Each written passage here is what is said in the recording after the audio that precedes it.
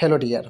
आज के इस वीडियो में आप सभी जानते हैं कि आपका अभी ड्रेसर का एग्ज़ाम हुआ भी नहीं है, तो ड्रेसर का आखिर आपका सैलरी जो है कितना रहने वाला है। ठीक है, हम सैलरी के ऊपर बात करेंगे। बहुत सारे लोग कमेंट कर रहे हैं कि ड्रेसर का सैलरी बताइए कि ड्रेसर का सैलरी जो है कितना होने वाला है, समझ रहे हैं।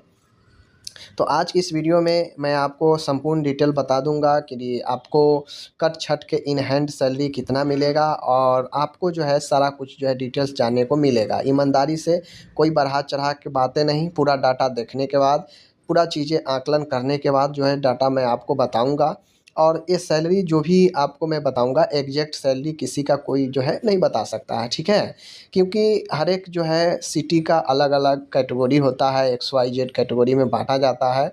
उसी टाइप से जो है आपको सैलरी में भी थोड़ा सा फ़र्क पड़ता है। ठीक है, तो आज की इस वीडियो में आपको संपूर्ण रूप से पता चलेगा कि आपका आखिर सैलरी एवरेज कितना जो है आपको मिलने वाला है। ठीक है, चलिए सबसे पहले सैलरी जानने से पहले आप लोग जान लीजिए, आप लोग कहीं भी काम कर रहे होंगे, प्राइवेट सेक्टर या कहीं भी, तो वहाँ से बिल्कुल सरकारी डिफरेंट होता है। सरकारी में जब भी आप जॉब करने जाते हैं, ठीक है ना, सरकारी क्षेत्र में जब भी आप जॉब करते हैं तो आपको संपूर्ण बेनिफिट जो है आपको दी जाती है। ओके, बेनिफिट में आपको जो सैलरी होता है, सैलरी के प्लस में आपको जो है मिलता है HR। ठीक है ना, HRA मिलता है, होम रेंट अलाउंस मिलता है रूम रहने के लिए।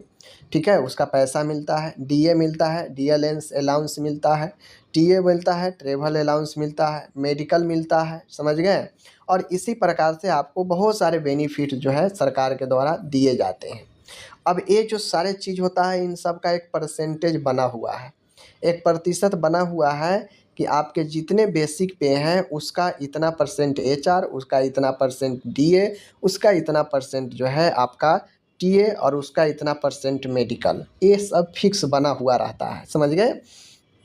अब मान गए आपका जो सैलरी है, मान गए आपका ग्रेड पे 1900 पर है, G पे कितना है 1900 पर आपका बहाली है। G पे 1900 पर बहाली है ड्रेसर परिधापक का, समझ लीजिए। अब 1900 पर जो ये बहाली है, तो आप लोग समझिए 1900 पर बहाली है तो इसका जो बेसिक पे होगा वो बेसिक पे 19,900 रहने वाला है। कितना रहने वाला है? 19,900 बेसिक पे आपका रहने वाला है आपका।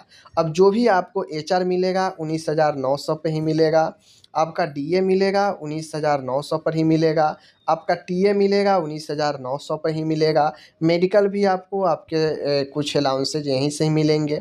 तो इन सब का फिक्स होता है। मान गए आपको बेसिक पे का आपको होम रेंट जो है 15% दिया जा रहा है, तो 19,900 का 15% जितना हो जाएगा उस इसमें प्लस हो जाएगा। ठीक है, फिर मान गए आपका DA जितना भी दिया जाए, DLNS अलाउंस जो होता है 30, 40, 50, 60 जितना भी परसेंट दिया जाए उसका जो है फिर से प्लस हो जाएगा आपके सैलरी में। TA जितना दिया जाए उसका प्लस होगा, मेडिकल का प्लस होगा, और कुल मिला के जो ये बेसिक पे है, बेसिक पे से लगभग सैलरी आपका दोगुना जो है बढ़ जाता है, समझ गए। तो सारे कुछ ऐड करके जो आपको मिलेंगे वो आपके एक कंप्लीट जो है सैलरी होता है, समझ गए। एक होता है आपका बेसिक पे, समझ गए, एक बेसिक पे जो आपका सिर्फ और सिर्फ सैलरी होता है। ठीक है, और एक होता है ग्रॉस पे। ग्रॉस पे वह सैलरी होता है जिसमें आपका सारा चीज़ इंक्लूड होता है। बेसिक पे में तो होता ही है और इसमें प्लस में जितने भी बेनिफिट होते हैं सब ऐड होके मिलते हैं तो वो ग्रॉस पे होता है। ठीक है, तो इस प्रकार से आप लोग को सैलरी जो मिलेगा, मैं बता दूं कि एक एवरेज सैलरी मैं मोटा मोटी आपको बता देता हूं। देख लीजिए, ग्रेड पे 1900 है। अब सबसे पहले समझिए लेवल 2 का जॉब है, तो ड्रेसर लेवल 2 का जॉब है, तो इतना बढ़िया जॉब नहीं है, लो कैटेगरी का जॉब है। इससे नीचा एक ही होता है, लेवल 1 होता है 1800 ग्रेड पे, बाकी उससे सब ऊपर ही होता है। तो यह सेकेंडवा नंबर का है, और एक प्रकार से कहा जाए तो आपका यह फोर्थ ग्रेड वाला जो है जॉब है, जो फोर्थ ग्रेड के 1800 1900 ग्रेड पे मिलता है वही आपको ड्रेसर को भी यहाँ पे मिलने वाला है लेवल 2 18 1900 ग्रेड पे, समझ रहे हैं, फोर्थ ग्रेड। तो उस हिसाब से हम सैलरी देखें, एवरेज जो एक अनुमानित आपको मैं सैलरी बताता हूँ, तो आपका जो एवरेज सैलरी होगा वह एवरेज सैलरी आपका जो है इन हैंड की मैं बात कर रहा हूँ, इन हैंड आपको जो है 30 से 32 हज़ार रुपये जो है आपको मिलेंगे। ठीक है, इन हैंड आपको 30 से 32 हज़ार रुपये आपको मिल सकता है। अब देखिए 30 से 32 हज़ार हम यहाँ पे कह दिए, हो सकता है किसी को 28 हज़ार भी मिले। ध्यान दीजिएगा, किन्हीं को 28 हज़ार भी मिले, किन्हीं को 30 हज़ार मिले, किन्हीं को 32 हज़ार मिले। अब आप कहेंगे कि भाई एक ही साथ सब ज्वाइन करेगा, एक ही साथ सब चीज़ होगा, तो ये 2-4 हज़ार इधर उधर सैलरी कैसे है? तो इसका रीज़न मैंने पहले ही बता दिया कि ये सैलरी आपको डिपेंड करता है, 2-4 हज़ार इधर उधर जो है आपको होगा, वो डिपेंड करता है आपके शहर के ऊपर कि आपको किस शहर में पोस्टिंग दिया गया है। जिस शहर का एचआर ज़्यादा होगा उसका 1-2 हज़ार 4 हज़ार ऐसे ही बढ़ जाएगा। जिस शहर का सैलरी जो है आपके जिस शहर का एचआर कम होगा, वैल्यूएशन कम होगा, उसका एचआर कम होगा, एचआर कम होगा तो आपका सैलरी कम होंगे। तो इस प्रकार से जो है आपके सैलरी में आपको 2-4 हज़ार का डिफ़र देखने को मिल सकता है। एज़ फॉर एग्ज़ाम्पल अगर किन्हीं को पटना में मिलता है तो पटना जो है सबसे टॉप में रखा गया है।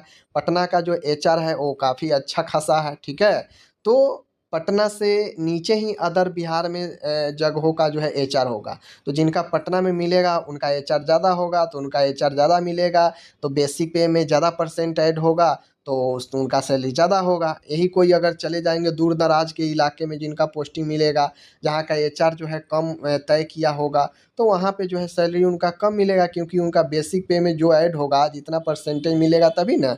अब मान गए एज फॉर एग्जांपल पटना में मिल रहा है आपके बेसिक पे का 15% मिलेगा एचआर, और दूसरे जगह दूसरे कोई दूरी दूरी क्षेत्र में आप ज्वाइन होता है तो उसको मिलेगा जो है 8%। ठीक है, तो बेसिक पे का 15% निकालेगा तो ज़्यादा होगा, 8% निकालेगा तो कम होगा, तो एक देख लीजिए दोगुना का फ़र्क है, तो लगभग सैलरी भी तो जो है 1-2 हज़ार कम ही होगा।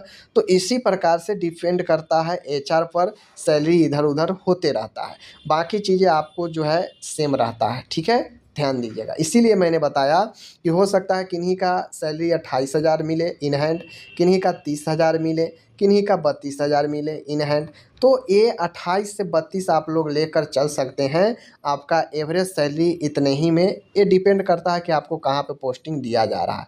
ये इन हैंड की मैं बात कर रहा हूँ। ठीक है, बाकी कुछ पैसे काटे जाते हैं, जैसे आपको रिटायरमेंट करते हैं तो आपको पैसे वगैरह मिलता है, तो सरकार अपने घर से थोड़ी ना देती है, वो सब आप ही के सर्विस से हर एक महीने कुछ ना कुछ जो है सरकार जो है कंट्रीब्यूट करवाएगी, काट लेती है, जिसको रिटायरमेंट के समय आपको जो है पैसा मिलता है। वही पैसा जमा करके जो सरकार रखता है वो आपको मिलता है, समझ गए? तो आपको कंप्लीट ग्रोस सैलरी नहीं मिलता है, उसमें आपको कुछ काटा भी जाता है। एनपीएस जो होता है, नेशनल पेंशन स्कीम है, उसमें काटा जाता है, तभी जाके आपको लास्ट में मिलता है रिटायरमेंट के समय। दूसरी चीज़ें कुछ सर्विस टैक्सेज भी हो सकते हैं काटा जा सके। तो इन सारे चीज़ों को डिडक्शन करने के बाद जो है आपका जो सैलरी होगा वो लगभग एवरेज 30 हज़ार के आसपास मान के चलिए कि मिलने वाला है। ठीक है, तो जो भी लोग सवाल कर रहे थे कि सैलरी कितना होगा, उम्मीद है आपको समझ में आ गया होगा। ठीक है, तो चलिए मिलते हैं अगले वीडियो में। धन्यवाद।